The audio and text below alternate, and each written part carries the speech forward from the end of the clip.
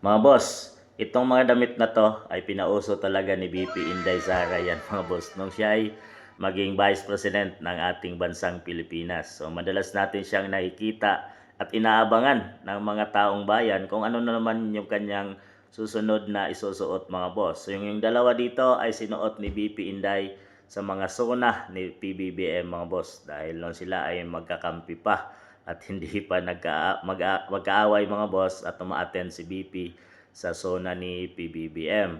So matagal na tong culture at pinipresent or nire-represent ni BP Inday yung mga culture mga boss lalo na doon sa Mindanao. So talagang litaw yung kagandahan ni BP Inday at bagay na bagay mga boss na mukhang nagmana siya doon sa kanyang ina na Zimmerman or si Elizabeth Zimmerman mga boss. Doon niya nakuha yung kaganyang kagandahan. At kahit naman sa kapatid niya sa tatay na si Katie Duterte mga boss ay litaw din yung ganda. So talagang di mo masabing walang magandang lahing ibinigay si Tatay Digong Duterte mga boss. BP Sara representing culture. Matagal na talaga ang ginagawa ni BP Sara. Sinasabihan pa nga siya noon ng mga DDH na nagko-cosplay daw halatang mga walang alam sa kultura at tradisyon. So yung lahat ng sinusuot ni BP Inday Sara ay galing sa culture mga boss no. So tradisyon ng mga iba't ibang tribo. Itong naunang pictures ay hijab attire yan mga boss no. Sinusuot yan ni BP Inday tuwing World Hijab Day or sa mga bilang pagrespeto sa mga kababayan niyang Muslim mga boss no dahil taga Mindanao nga ito si BP Inday Sara at marami doon sa mga kababayan niya ay Muslim mga boss. So sinusuot yan ni BP Inday.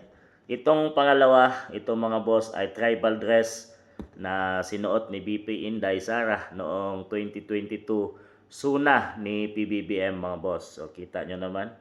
So marami ang nagulat doon nang sinuot yan ni BP Inday Sara at talagang bagay na bagay mga boss na talagang pwede naman palang ibalik yung mga culture natin na matagal na mismo yung iba ay nakakalimutan na mga boss. Itong pangatlo ay first zona sinuot yan ni BP Inday sa persona ni PBBM Maguindanawon dress or ano yan mga boss, Moro tribe.